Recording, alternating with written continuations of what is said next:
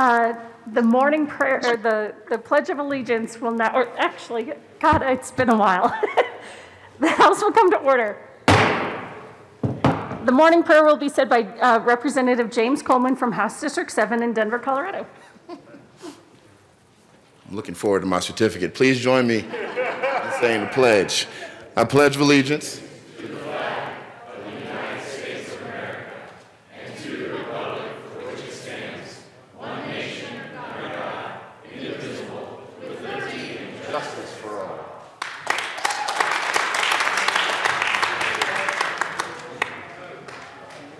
Okay. Oh, that's good. Pursuant to Executive Order Proclamation dated the 19th of November, 2020, I hereby call to order the House of Representatives for the first extraordinary session of the 72nd General Assembly of the State of Colorado. Mr. Gregorio, please call the roll. Representatives Arndt, Baisley, Benavidez, Bird, Rockenfeld, Buck, Buckner, Present. Buenteo, Caraveo, Carver, Catlin, Champion, Coleman, Cutter, Duran, Escar, Good morning. Exum, Froelich, Present. Garnett, Geithner, Gonzalez Gutierrez, Gray, Herod, Holtorf, Hooten, Here. Humphrey, Jackson, Here. Hawkes Lewis, Present. Kennedy, Kip, Kraft Tharp, Yes. Landgraf,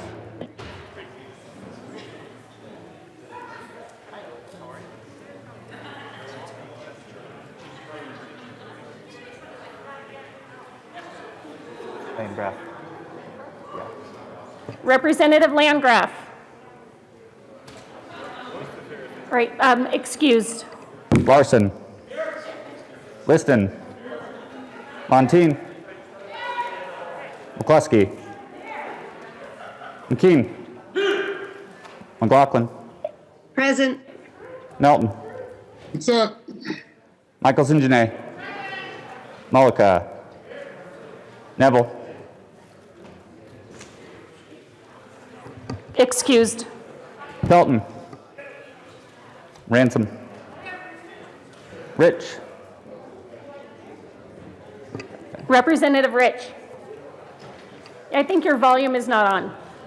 He can't unmute for some reason. I got her, All right, Roberts. Representative Rich is present. Roberts, Sane, Sandridge, Singer, Sirota, Here. Snyder, Soper, Sullivan, Tipper,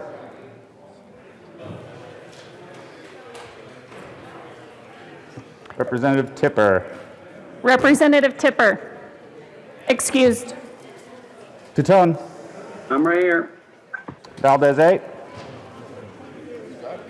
Valdez D, Van Winkle, Weissman, Will,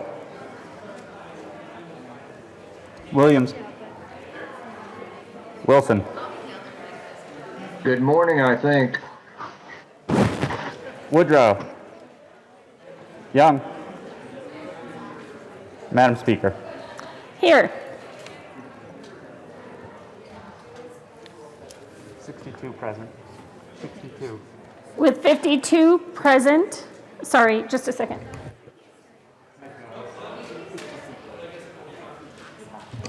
With 62 present and 3 excused, we have a quorum. Members, I have a message. The Secretary of State, Jenna Griswold, has delivered the executive order of the first extraordinary session of the 72nd General Assembly. The executive order will be read at length and printed in full in the Journal. Mr. Gregorio, please read the executive order. D 2020-259, Executive Order, call for the first extraordinary session of the 72nd General Assembly. Pursuant to the authority vested in the Governor of the State of Colorado, and in particular pursuant to Article 4, Section 9 of the Colorado Constitution, and is recognized in Article 5, Section 7, I, Jared Polis, Governor of the State of Colorado, hereby find that the following extraordinary occasions exist to convene the 72nd General Assembly to meet in special session. 1. Background. The Colorado Department of Public Health and Environment's Public Health Laboratory confirmed the first presumptive positive coronavirus disease 2019 COVID-19 test history result in Colorado on March 5, 2020. I declared a disaster emergency due to the presence of COVID-19 in the state of Colorado on March 11, 2020. Since then, the COVID-19 pandemic emergency has cost the lives of over 2,300 of our fellow Coloradans, has strained our public healthcare system and healthcare capacity, damaged our economy, and taken a significant toll on our schools and institutions of higher education. Recent developments in vaccine research are encouraging. We can envision a near future when the COVID-19 pandemic emergency is behind us. But while the finish line is in sight, we must continue to protect ourselves and our loved ones from COVID-19. Case counts have steadily climbed through the fall, and it has become clear that we must take extraordinary measures to support Colorado's people and economy. Businesses and families need assistance to get through the challenging winter ahead.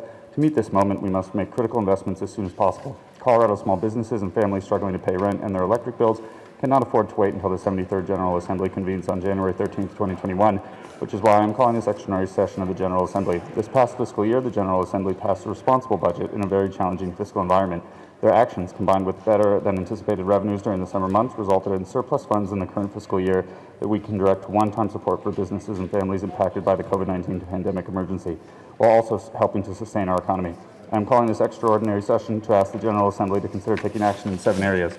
Small business. Small businesses, including gyms, restaurants, bars, arts and culture venues, and event-related businesses such as entertainment venues, have struggled to stay open at lower capacities, making it difficult to pay their staff and rent.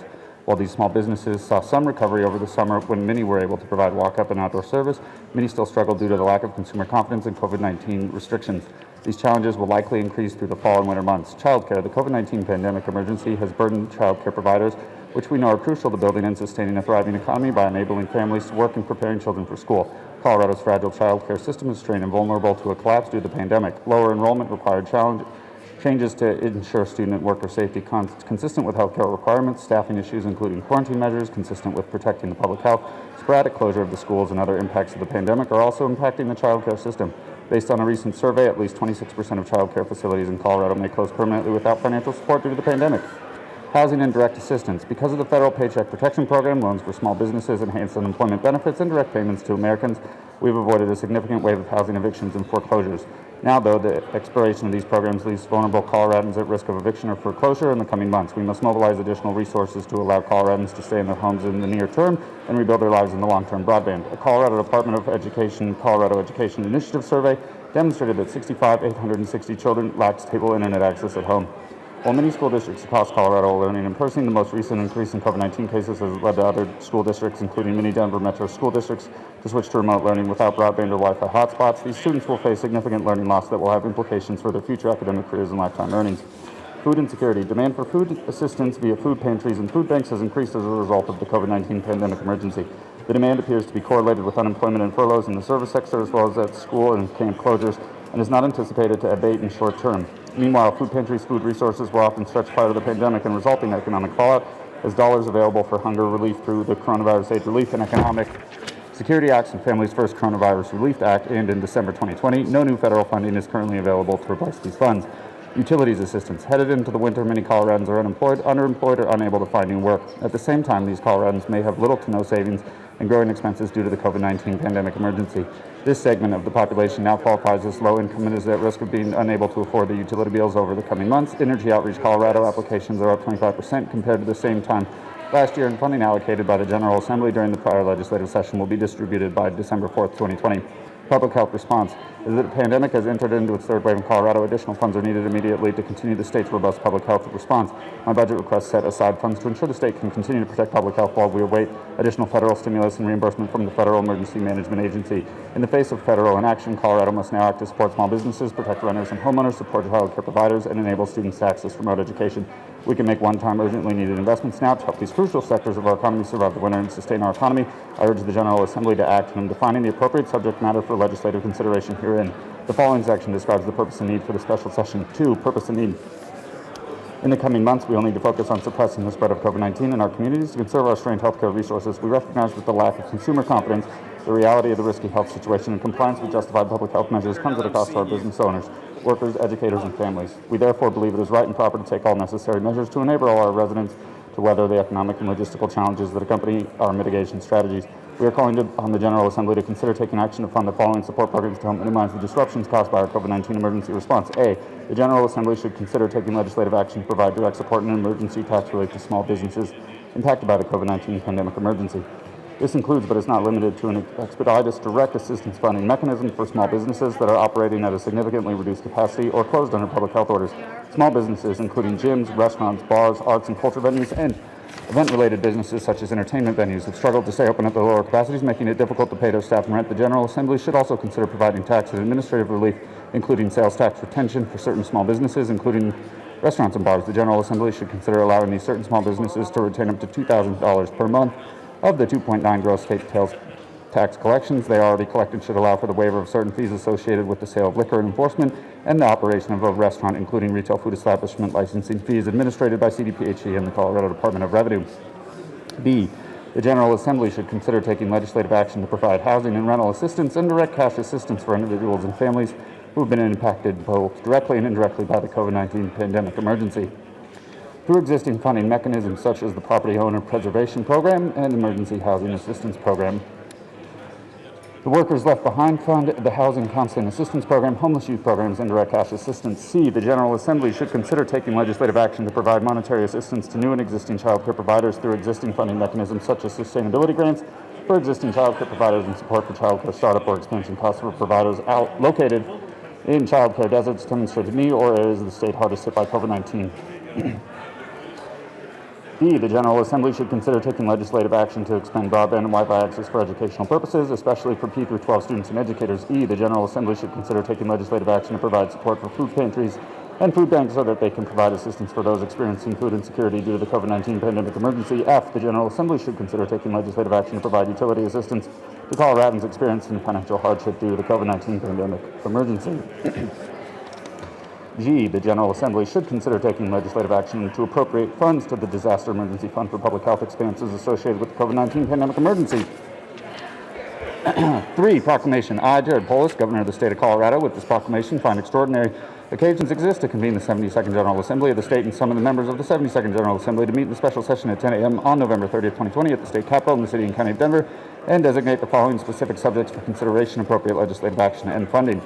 A. Concerning direct support and emergency tax relief to small businesses impacted by the COVID-19 pandemic emergency. This includes, but is not limited to, an expeditious direct assistance funding mechanisms for small businesses that are at reduced capacity under public health orders, including gyms, restaurants, bars, arts and culture venues, and event-related businesses such as entertainment venues. Emergency sales tax relief for public health order impacted eating and drinking establishments by allowing them to retain up to $2,000 per month of the 2.9 gross sales tax that they already collect in order to pay for expenses including employee pay, rent, and overhead, and allowing for the waiver of certain licensing fees associated with sale of liquor and fees associated with the establishment or operation of a retail food establishment. B. Concerning housing and rental assistance to individuals and residential property owners impacted by the COVID-19 pandemic emergency through existing funding mechanisms such as the Property Owner Preservation Program, the Emergency Housing Assistance Program, and the Workers Left Behind Fund, the Housing Constant Assistance Program, homeless youth organizations, nonprofits, and cash assistance. C. Concerning support for existing and new child care providers impacted by the COVID-19 pandemic emergency through existing funding mechanisms such as but not limited to sustainability grants for existing child care providers and support for child care startup or expansion costs for providers located in child care deserts or areas of the state hardest hit by COVID-19. D. Concerning expanding broadband and Wi-Fi access for educational purposes, especially for P through 12 students and educators impacted by the COVID-19 pandemic emergency. E. Concerning support for the existing food pantry assistance program within the Department of Human Services to aid Colorado food pantries and food banks in the purchase and allocation of food to serve those who have experienced financial hardship caused by the COVID-19 Pandemic Emergency Act concerning assistance for individuals unable to pay their utility bills due to financial hardship caused by COVID-19 Pandemic Emergency, including support for the Energy Outreach Colorado Low-Income Energy Assistance Program. G, concerning appropriating funding to the Disaster Emergency Fund for Public Health expenses associated with the COVID-19 Pandemic Emergency, given under my hand in the executive seal of the state of Colorado this 19th day of November, 2020, Jared Polis, Governor.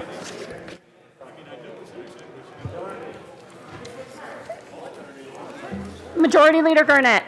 Thank you, Madam Speaker. And members, we're going to go slightly out of order because the Senate is here. So with that, I move that a committee of two be appointed to notify the governor via telephone that the House is organized and ready for business.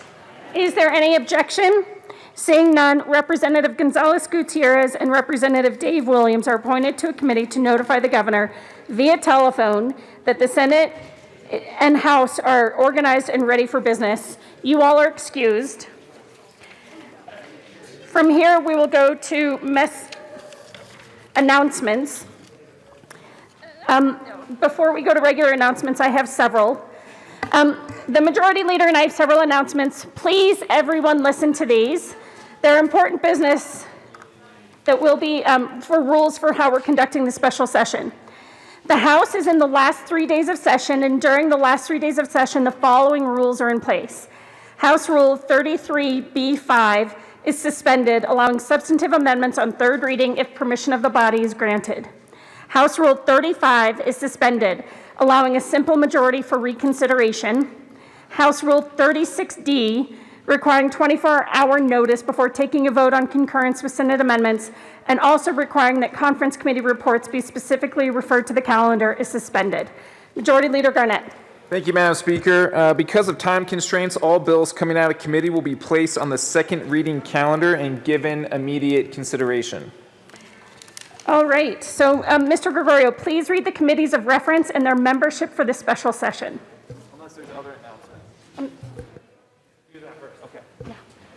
Okay. The House Finance Committee, consisting of 9 members, Representative Gray, Chair, Representative Byrd, Vice Chair, Representative Benavides, Representative Snyder, Representative Weissman, Representative Sullivan, Representative Sandridge, Representative Buckenfeld, Representative Champion. The House Public Health and Human Services Committee, consisting of 9 members, Representative Singer, Chair, Representative Michelson-Janae, Vice Chair, Representative Caraveo, Representative Mullica, Representative Cutter, Representative Young, Representative Liston, Representative Holtorf, Representative Larson. The House State Veterans and Military Affairs Committee, consisting of 10 members, Representative Kennedy, Chair, Representative Sirota, Vice Chair, Representative Lontine, Representative Kipp, Representative Duran, Representative Woodrow, Representative Humphrey, Representative Baisley, Representative Williams, Representative Will. The House Appropriations Committee, consisting of 9 members, Representative McCluskey, Chair, Representative Harrod, Vice Chair, Representative Roberts, Representative Coleman, Representative Valdez, Representative Exum, Representative Ransom, Representative Bockenfeld, Representative Pelton. Introduction of bills.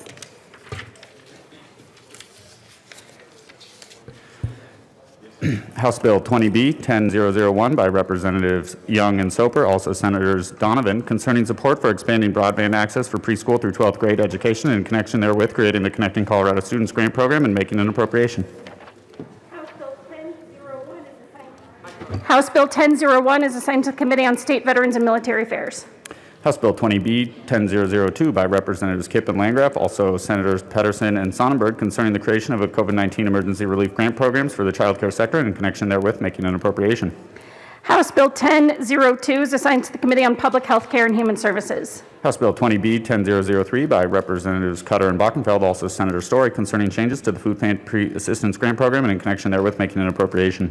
House Bill 1003 is assigned to the Committee on Public Health Care and Human Services. House Bill 20B 10004 by Representatives Valdez A. and Van Winkle, also Senators Bridges and Tate, concerning a temporary deduction from state net taxable sales for certain retailers in the state in order to allow such retailers to retain the resulting sales tax collected as assistance for lost revenue as a result of the economic disruptions due to the presence of coronavirus disease 2019 in Colorado. House Bill 1004 is assigned to the Committee on Finance and the Committee on Appropriations. House Bill 20B 10005 by Representative Byrd, concerning authorization for local governments to enact restrictions related to fees charged by a third-party food delivery service to a retail food establishment. House Bill 1005 is assigned to the Committee on Finance. House Bill 20B 10006 by Representative Arndt concerning modifications to the insurance premium tax and in connection therewith modifying how credits against premium tax payments may be claimed or transferred, adjusting how estimated quarterly taxes are calculated, and allowing a company to claim a refund for overpayments of estimated premium tax. House Bill 1006 is assigned to the Committee on Finance. House Bill 20B 10007 by Representative Singer and Van Winkle, also Senators Fields and Holbert, concerning the recreation with amendments of the Occupational Therapy Practice Act and in connection therewith reestablishing the licensing functions of the Director of the Division of Professions and Occupations in the Department of Regulatory Agencies regarding occupational therapists and occupational therapy assistants. House Bill 1007 is assigned to the Committee on Public Health Care and Human Services. House Bill 1008 by Representative Baisley, concerning providing funding to local education providers to contract for the services of a physician during the pendency of the COVID-19 pandemic in the state. House Bill 1008 is assigned to the Committee on Public Health Care and Human Services. House Bill 20B 1009 by Representative Wilson, concerning prohibiting the reduction of the state appropriation for the statutory total program funding amount calculated during the 2020 regular legislative session. House Bill 1009 is assigned to the Committee on State, Veterans, and Military Affairs. House Bill 20B 1010 by Representative Buck, concerning the creation of a grant program to help non-essential small businesses remain solvent during these times of economic hardship created by the COVID-19 pandemic and in connection therewith making an appropriation. House Bill 1010 is assigned to the Committee on Finance. House Bill 20B 1011 by Representatives Geithner and Bockenfeld, concerning the means by which a state of disaster emergency declared by the governor in response to a health-related situation may be extended beyond 30 days and in connection therewith prohibiting the governor from renewing and authorizing the General Assembly to extend the state of disaster emergency. House Bill 1011 is assigned to the Committee on Public Health Care and Human Services. House Bill 20B 1012 by Representative Larson, concerning the implementation of the legislation enacted in the second regular session of the 72nd General Assembly. House Bill 1012 is assigned to the Committee on Finance. House Bill 20B 1013 by Representative Humphrey, also Senator Marble, concerning limitations on emergency orders that bind or regulate the public. House Bill 1013 is assigned to the Committee on Public Health Care and Human Services. House Bill 20B 1014 by Representative Van Winkle, concerning income tax credits for a taxpayer who experienced certain financial impacts as a result of the suspension of in-person learning for the taxpayer's child due to the COVID-19 pandemic. House Bill 1014 is assigned to the Committee on State, Veterans, and Military Affairs. House Bill 20B 1015 by Representative Liston, concerning the creation of a small business paycheck protection loan program. House Bill 1015 is assigned to the Committee on Finance. House Bill 20B 1016 by Representative Williams, concerning income tax credits for a taxpayer who experienced certain financial impacts as a result of the suspension of in-person learning for taxpayer's child due to the COVID-19 pandemic. House Bill 1016 is assigned to the Committee on State, Veterans, and Military Affairs. House Bill 20B 1017 by Representative Holtorf, concerning income tax credits for the lost rental payments due to the COVID-19 pandemic. House Bill 1017 is assigned to the Committee on Public Health Care and Human Services. House Bill 20B 1018 by Representative Ransom, concerning income tax credits for a taxpayer who experienced certain financial impacts as a result of the suspension of in-person learning for the taxpayer's child due to the COVID-19 pandemic.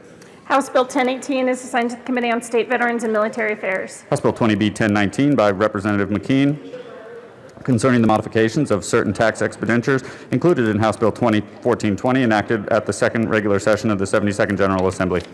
House Bill 1019 is assigned to the Committee on Finance. House Bill 20B 1020 by Representatives Soper and Rich, also Senator Tate, concerning the deduction of tips received by a taxpayer from the taxpayer's federal taxable income when calculating the Colorado taxable income.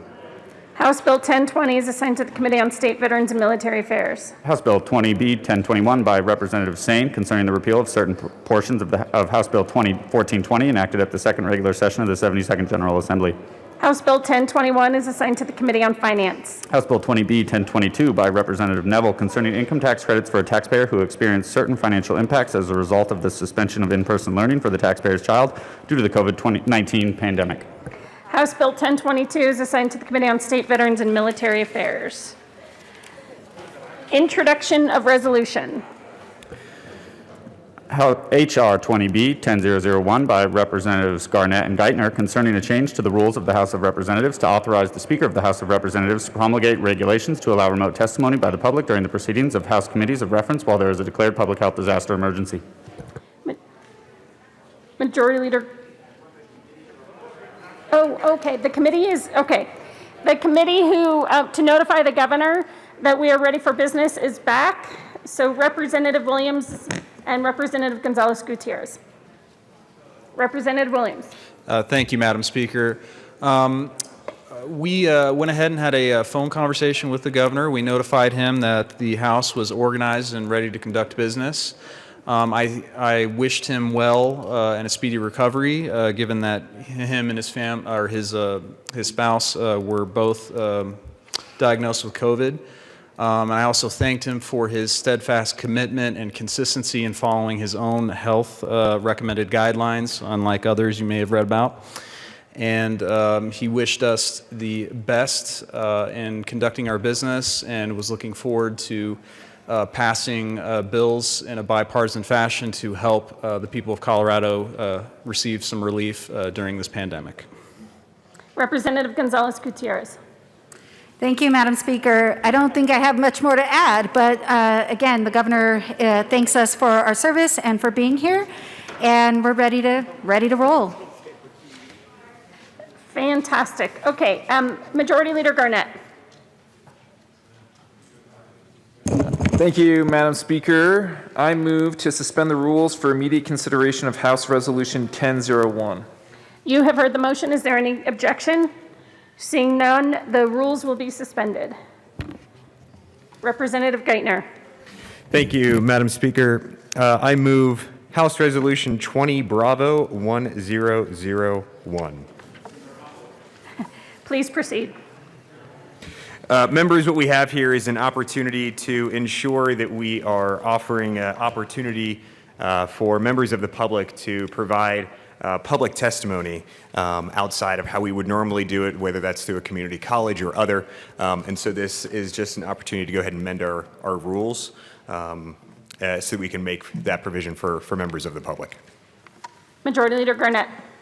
Thank you, Madam Speaker, and good morning, members. The resolution before you authorizes the Speaker to put in place regulations that enable government officials, employees, and members of the public to testify remotely in House committees of reference. These are issues that we've talked about over the last year. I've appreciated the bipartisan work over the last few days with Representative Geithner to get to a place where we can all agree that the right structure is in place and that we can make sure that the public has an opportunity to weigh in without compromising their health on the important work that we're doing here in the Capitol over the next several days.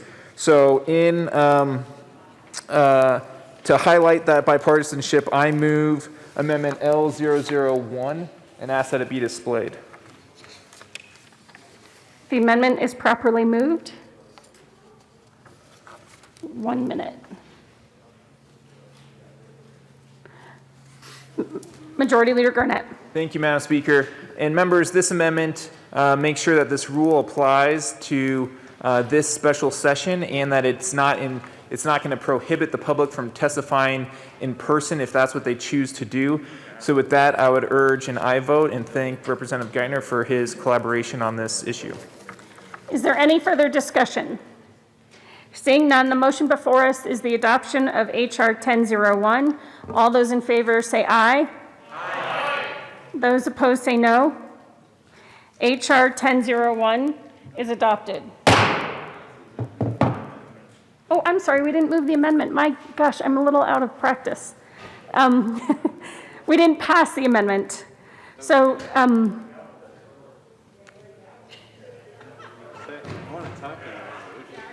yeah, let's reconsider the last motion, which was passage of the resolution. My apologies. Thank you, Madam Speaker. No problem. I would move for reconsideration of the previous motion, which was the passage of the resolution.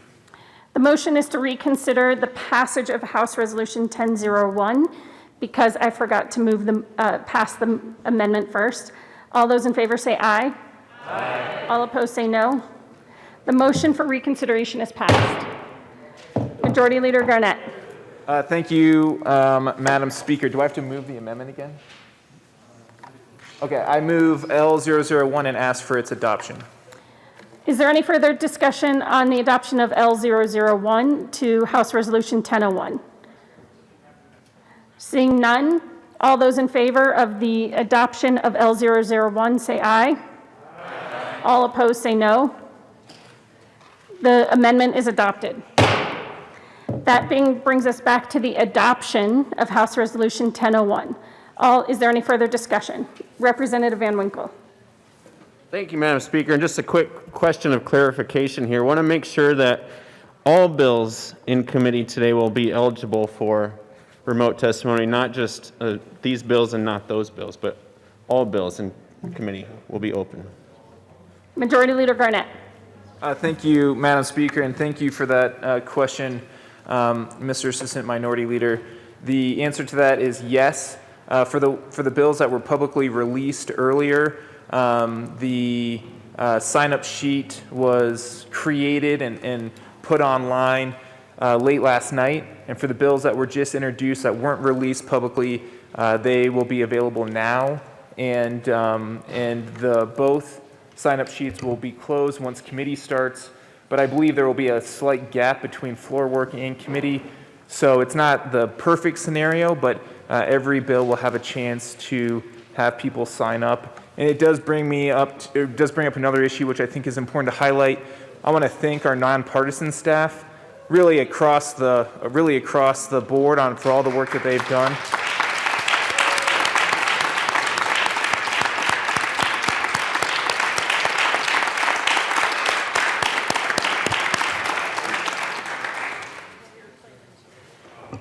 Is there any further discussion on HR 1001?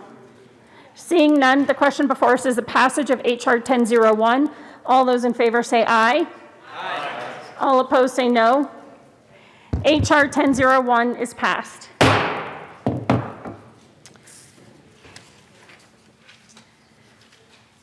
That brings us to announcements and introductions. So chairs of committees will make announcements.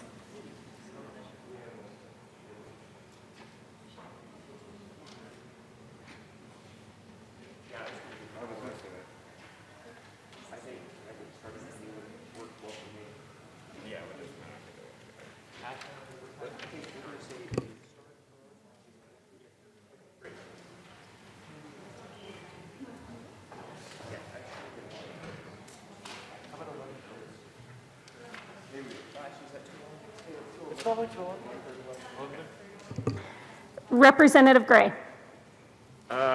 Thank you, Madam Speaker. House Finance Committee, we will be hearing recently introduced House Bill 1006, 1004, 1005, 1010, 1015, 1019, 1021, and 1012. Many of these are important pieces of legislation that are relating to the hardships that a lot of folks are facing in our economy, both workers and business owners. But I also want to note that there's some good economic news. I don't know if any of you noticed, but on the date that President-elect Biden was certified as the winner of the election, the Dow Jones actually climbed by 835 points. So I wanted to highlight that economic news and say that we will miss you, Senator-elect Liston. Javon, Representative Melton, do you have anything to say? Thanks, Obama. Representative Liston. Thank you, Madam Speaker. Members, Representative Gray tried to steal my thunder, but not quite. The good economic news is when we adjourned here back in June, the Dow Jones was at a little over 25,000, and under Donald Trump just last week it hit 30,000, an all-time high. And it was not only the Dow Jones that hit an all-time high, it was the S&P 500 and the NASDAQ. And more importantly for the health and safety and well-being of all of us is that 3 companies have found a vaccine for to vaccinate against COVID, and it's ready to come to the market any day now under Donald Trump. Thank you, America.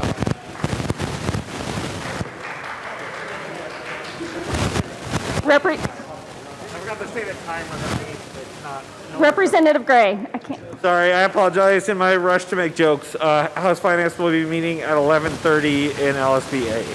11:30 a.m. this morning. Representative Gray, I wonder if the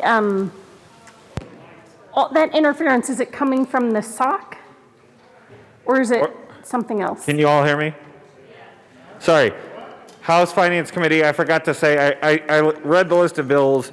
We'll be meeting at 11:30 a.m. in an LSBA, if you're on the House Finance Committee. 11:30 a.m. in LSBA. Representative Singer. Thank you, Madam Speaker. House Public Healthcare and Human Services Committee. We will also be meeting at 11:30 in the morning in House Committee Room 112. We will be hearing the following bills. I'm going to read the bill number and just a brief title so people know what we're looking for. So it's going to be House Bill 1007, that is relating to the Occupational Therapy Practice Act. House Bill 1002, which is relating to child care. House Bill 1003, which is relating to food assistance. House Bill 1008, which is relating to schools and doctors. House Bill 1017, relating to rental payments. House Bill 1011 on disaster emergency powers, and House Bill 1013, also relating to emergency rules and procedures. We will be meeting in 112 at 11:30. So be sure to eat your lunch before you get to committee. We're going to try our best to respect our committee testifiers by keeping our masks on the entire time. If you need to step out to eat something or for any other reason to take off your mask, feel free to do so. But we're going to try and respect our public health orders as best as possible. So get yourself something to eat, read some bills, and we'll see you in about 45 minutes. Representative Kennedy. Thank you, Madam Speaker.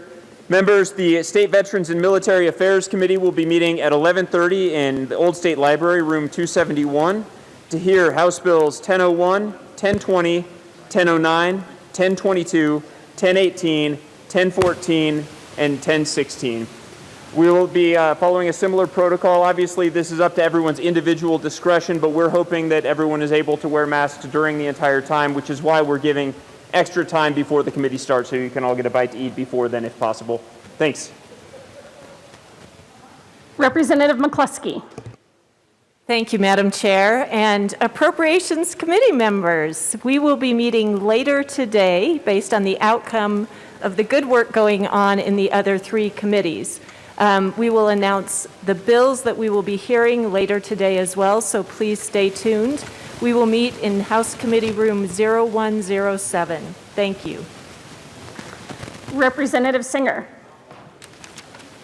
Thank you, Madam Speaker. Just one quick announcement. We are actually going to be starting with House Bill 1013 with Representative Humphrey. He is deferring and asking for a motion to PI in favor of the previous bill, House Bill 1011. And so we're going to let his bill go first in committee. So just for your calendar, House Bill 1013 goes first, and then as written or as stated before. Any further announcements or introductions? Representative Soper. Monsieur Soper. Bonjour. Merci, Madam Speaker. I just want to rise today and remind members that there are some Coloradans who are celebrating a holiday today, and that's St. Andrew's Day. When I was at the University of Edinburgh, that was a major holiday to have haggis, neeps, tatties, and whiskey, and I would just like to say that if you do get a chance, do imbibe. Thank you. Thank you for that, Representative Soper. Any other announcements or introductions? So, Representative McCluskey, did you name a time when Appropriations was meeting? So, members, Appropriations will, we will figure out when Appropriations is exactly going to meet based on when the other committees are done with their work. Okay. Just 1 minute. I can't hear you. Mr. Gregorio, printing report. The Chief Clerk reports the following bills have been correctly printed. House Bill 10001, 1002, 1003, 1004, 1006, 1007, 1008, 1009, 1010, 1011, 1012, 1013, 1014, 1015, 1016, 1017, 1018, 1019, 1020, 1021, 1022. Printing report will be printed in the journal. Majority Leader Garnett. Thank you, Madam Speaker. I move that the House stand in recess until later today. Seeing no objection, the House will be in recess till later today.